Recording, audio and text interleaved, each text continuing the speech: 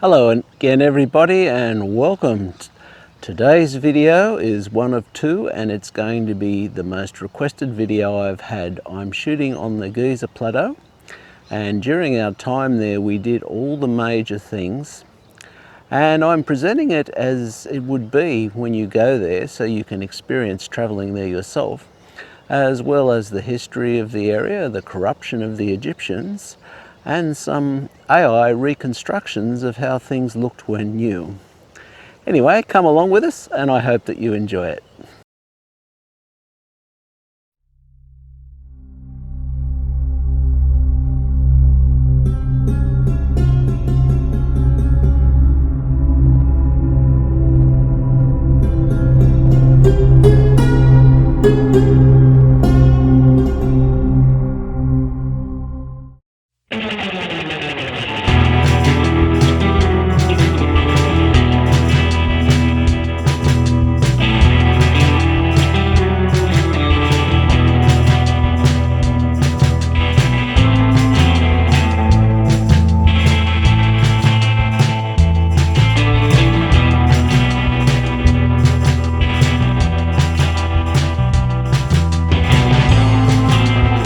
From a schoolboy to a man, an old man at that, we find ourselves in Al Haram Street, Giza Government, 12,611, at the Pyramid of Khufu. However, come the invention of air travel and the winter solstice, we find out its true shape is not truly pyramidal. So, this is our first mystery of the pyramids. Was this a styling cue, or was it good engineering? Clearly it was no accident. Let me explain. Gravity could be relied upon to hold the outer casing stones down, and if you introduced a dip, then the casing stones would be somewhat earthquake-proof, wanting to fall in two directions. But we can't know this because, as I've said previously, the Arabs mined the pyramids for their casing stones.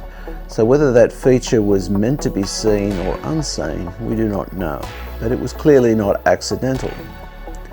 Likewise, neither was the alignment of not just Khufu's pyramid, but all of them. They're lined up with the belt of Orion. And I do subscribe to the idea that they were tombs, they weren't anything else. The amount of planning, generational planning, that would have went into this complex is simply amazing. As are the pyramids themselves, but they're a little bit over-commercialized. Likewise, few people speak of the mechanical side of the pyramids.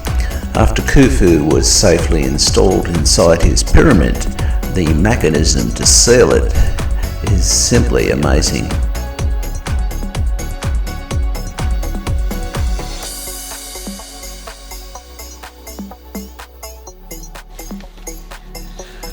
It is hard to comprehend how impressive Khufu's pyramid is.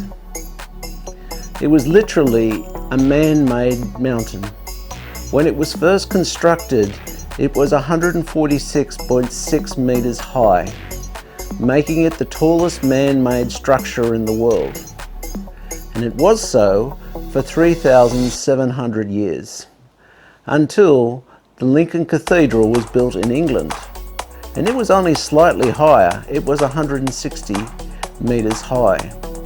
However, the Lincoln Cathedral collapsed after some 238 years in 1548, and its spire was never rebuilt. And that's not the end of it. Napoleon's engineers done some calculations on the pyramid, and if you were to crush the stone of the pyramid, you could build a 3-meter high wall, 1 foot thick, around the circumference of France. That's massive. Follow the same procedure and you could lay it across the US twice. But the impressive things do not stop there, and things that are not often talked about. There are no official hieroglyphs inside the pyramid. Here are the internal structures. There's some confusion. There seems to be 2 burial chambers. Now, no one's quite sure of the reason for this. Was it to throw off tomb robbers, or was there some ceremonial thing for the Pharaoh's car or something like that? But anyway, there's a lower and upper chamber. But with regard to hieroglyphs, the only hieroglyphs that are present are graffiti from the builders. Basically, they were out competing each other. Our team's better than your team is what they said. And then there was this one, and it is about here in the pyramidal structure. And they've never been able to translate it. Nobody knows quite what it means. So it's a bit of a mystery what that is. Now, there are all sorts of stories about hidden chambers within the pyramid, and I wouldn't be surprised if there was some. But the recent images have come out of structures running for kilometres under the ground, and nothing but bunkum. The site has a very high water table, and that would preclude any construction. So you've got to be careful what you believe and you don't believe. So, Khufu's pyramid is the biggest one in Egypt, but not the biggest one in the world. That honour goes to China. I've been to China, but I haven't been to the pyramid, hence the poor quality of the image. Supposedly, this one has never been opened, and there is much more going on at the site than just a gigantic pyramid. And in more modern times, the Arabs took it upon themselves to put a cemetery there for themselves as well. Our journey to the pyramids started in Cairo, and as normal, I had difficulty getting Kaman out of bed. We started off travelling in a train, and then we caught a taxi to the pyramids. I'll spare you the Arabic, but the gentleman who was driving the cab was complaining that his wife only is nice to him on Friday evenings, and how broke he was. Some fool, that fool being me, never bothered to take his passport, so we had to go in there through the side door, the one the locals use. Unfortunately for this part of the process, there is no film. I was barked at not to film, and I didn't, principally on account that a gentleman who was staying in the same motel as me took videos of these poor old Volkswagens and found himself arrested. So we had a choice between a horse, a carriage, or a camel. I chose a camel. I'd spent a bit of time on horseback, but I'd only been atop a camel once before, and that was in the Middle East. Now, there is a difference between the Egyptian camels and the Dubai ones. The Egyptian ones are half dead, but the Dubai ones get up with amazing speed. Doing so with the male anatomy and a nasty looking spike on the saddle, it's very dangerous unless you hold on tightly. There was an annoying African American who was in our group, and he suffered greatly because he didn't do this, but thankfully he went first and I saw his mistake.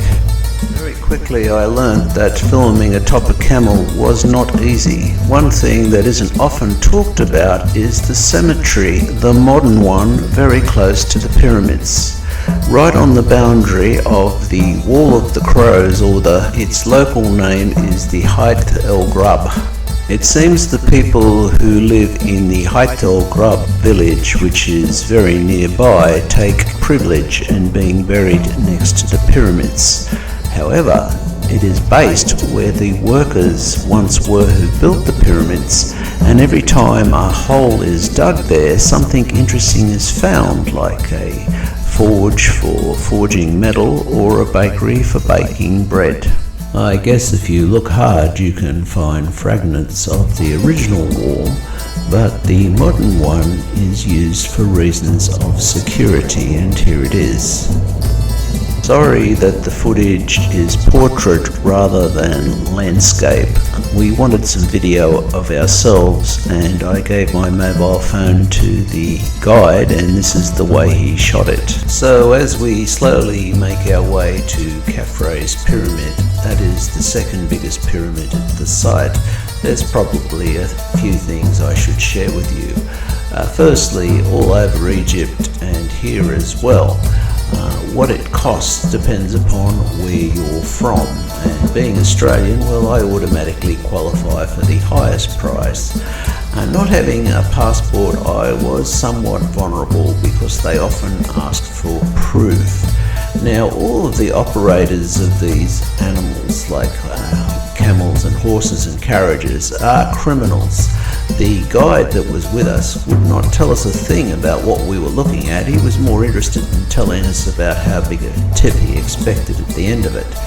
And matters get worse. There is story after story of people who get up on the back of a camel for free for a good photograph, and it costs them $50 to get down. And the police will not assist you in these matters. They're somehow in league with the camel operators. Anyway, in the early days before tourism, the site looked something like this. So if it was that I was ever to return, I would firstly remember my passport so I could go in through the main entrance. And secondly, I would walk rather than taking one of these animal options. However, it is something to brag about, being able to say you've ridden a camel through the Sahara. In one way that the guide was helpful, he knew all the camera tricks to get that perfect photo for social media, although some of them don't work well with SLR cameras. Earlier in the video you saw me doing my impression of a kangaroo. However, kangaroos and Australians are not new things at the pyramids. During World War I, the Australian diggers brought one with them all the way from Australia. Although we did all the main attractions, the site is packed with tombs and temples that you're simply not allowed to explore. The scale is humongous. We arrived at the base of Pharaohs pyramid and our guide helpfully suggested that we go through it as quickly as possible. The Pyramid of Khufu and the Pharaoh.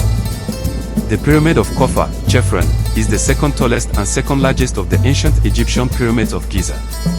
Often overshadowed by the Great Pyramid of his father, Khufu, it is a masterpiece of engineering and remains one of the most recognizable structures in human history. The Pharaoh, Khufu. Khufu was a king of the 4th dynasty during the Old Kingdom. His reign followed a brief period of uncertainty after the death of his father, Khufu. Identity: he is commonly believed to be the son of Khufu. His name, Khorefri, translates to appearing like Re, the sun god. The Sphinx: most Egyptologists credit Khufu with the commissioning of the Great Sphinx.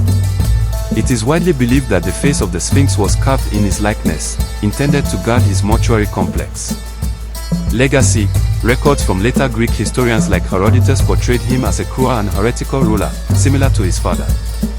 However, modern archaeology suggests his reign was a period of high prosperity and sophisticated centralized power.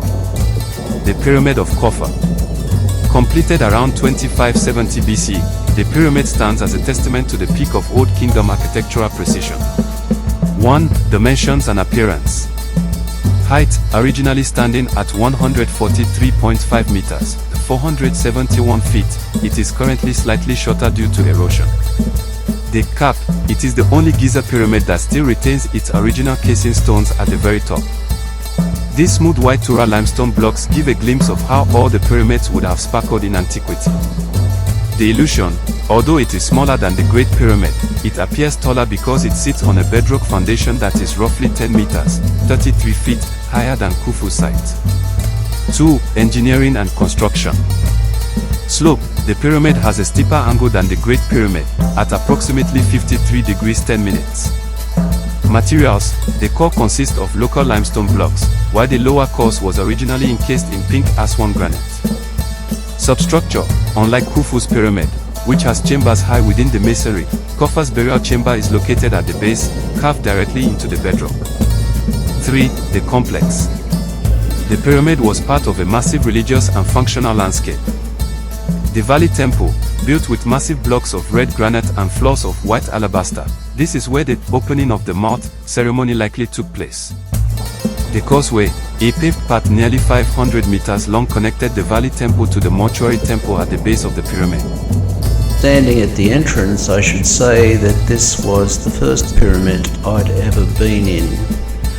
And I'm going to let the audio run because a lot of people wondered how I got to film inside these things. You'll see the corruption at work of Egypt. Additionally, the whole trip we were struggling to get enough cash, and that was constantly a problem, and here as well. I haven't got my glasses on, so I'm sort of guessing a bit here.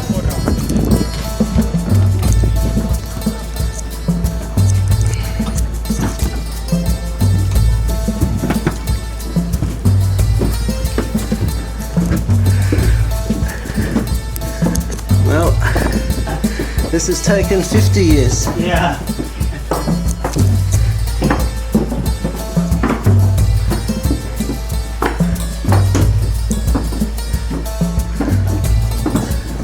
You want to rest? No, I'm good. You want to rest? You can rest. I wish I was sure. That's a...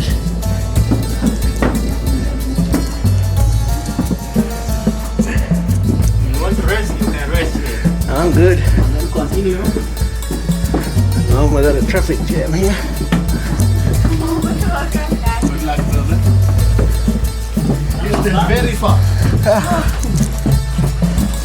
Coming back is like Well, I suppose it was only a pharaoh that was supposed to come down here.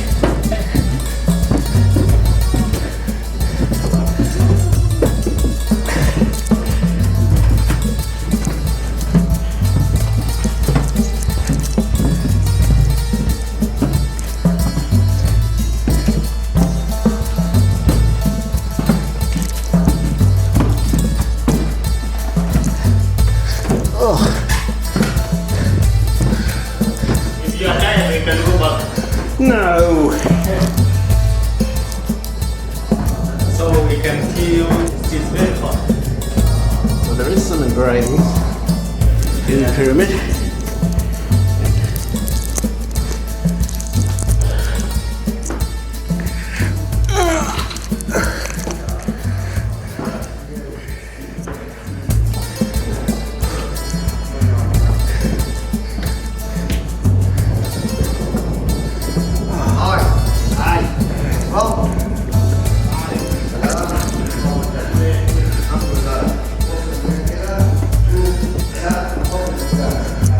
Here is the room of the tomb. Have a look there and come back here. Yalla. Okay. Go there. Take a picture, no problem. Oh, thank you. No problem. Good luck. Good luck. One of the two burial chambers within the pyramid, and a mummy was never found here.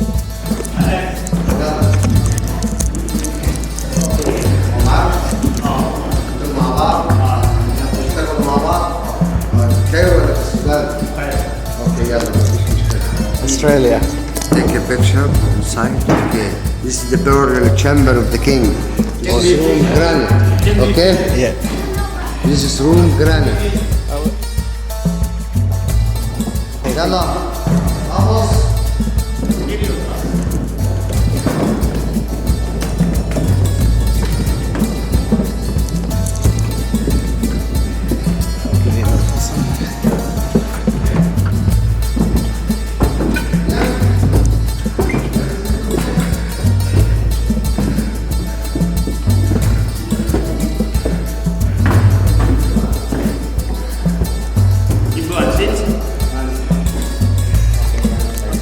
Upon arrival in the king's burial chamber, you will see ancient graffiti, and we just had to touch it. And notice the gaps between the granite blocks. What precision. So, now, how much should I, come on, how much? Give me a little something. Pick one. getting finished. I know that. There are now remaining is only 200 people. Yeah, I know. And we've got to tip the other guy. No, give him something and we'll go to the auto. The other guy needs money. Yeah.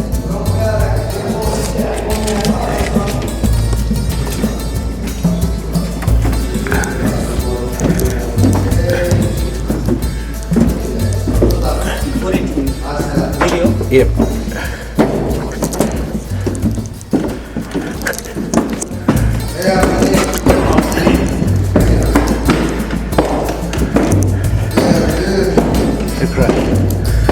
I give.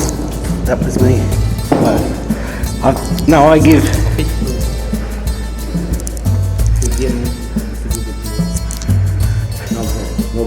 Thank you.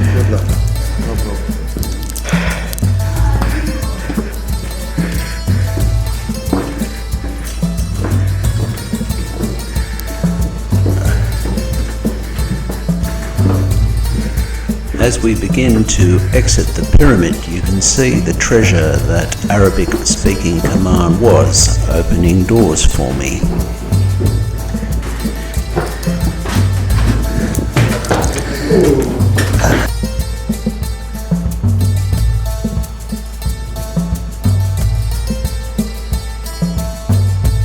Even though the pyramids are principally tombs, it's interesting to note that they themselves were once living. They are mainly made of limestone, and limestone forms from dead coral reefs under the ocean, and over geological time that limestone becomes land and, in this case, becomes a pyramid.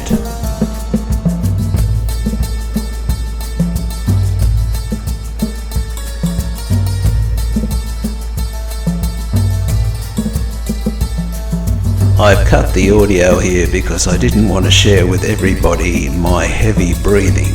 You might get the wrong idea. So that's what you need to do to film in Egypt. Next up, we're going to have a look at the iconic Sphinx. But before we get there, I probably should say something about it. The Great Sphinx of Giza is one of the world's largest and oldest statues, carved from a single ridge of limestone on the Giza plateau. It features the body of a lion and the head of a human, widely believed to represent the Pharaoh Khufu, who reigned during the 4th dynasty of the Old Kingdom 2500 BC. Basic information. Dimensions: it stands approximately 20 meters, 66 feet high and 73 meters, 240 feet long. Purpose: in ancient Egyptian culture, the Sphinx was a symbol of strength and intelligence, often acting as a spiritual guardian for tombs and temples. The nose, contrary to the popular myth that Napoleon's troops shot it off, records show the nose was missing as early as the 15th century, likely due to intentional removal or natural erosion. Original appearance. When first completed, the Sphinx would have looked significantly different than it does today. Vibrant colors, traces of blue, yellow, and red pigment found on the statue suggest it was once brightly painted. The face and body were likely red, with the nymph's royal headdress decorated in blue and yellow stripes.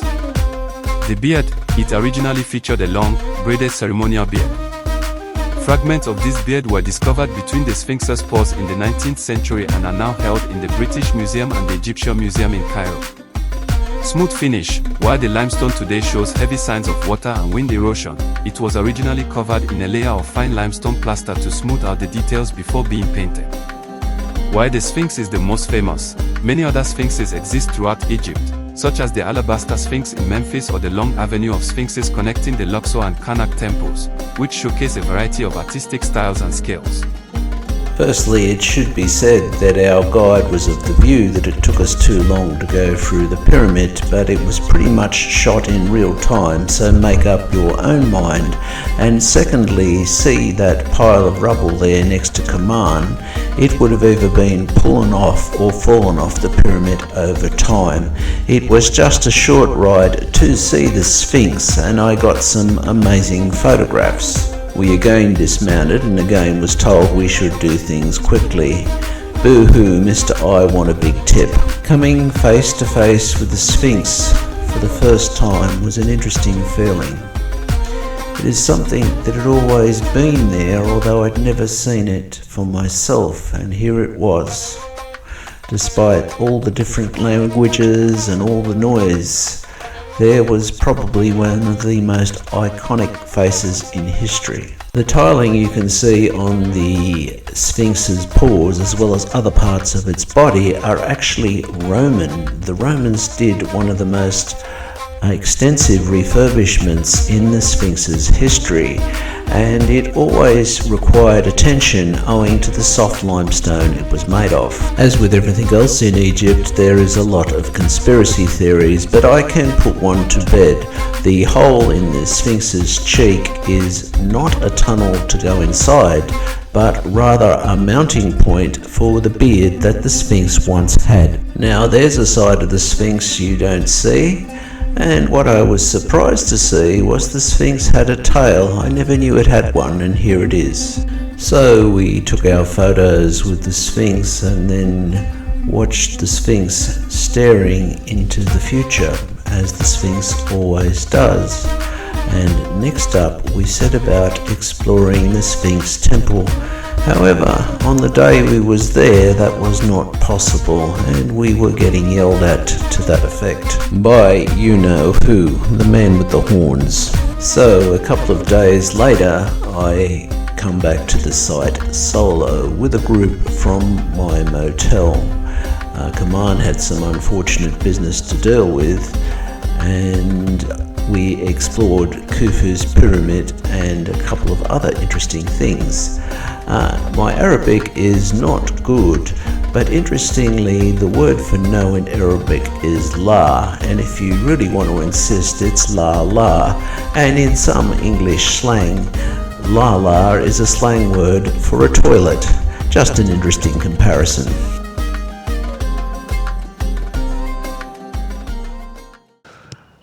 Well, if you thought that one was good, the next one's going to be even better. Please like and subscribe, and comments are useful. I can only know what you want if you comment on the videos and make suggestions, and I promise very much to answer them all. Bye for now. Until next time, there's plenty more to come.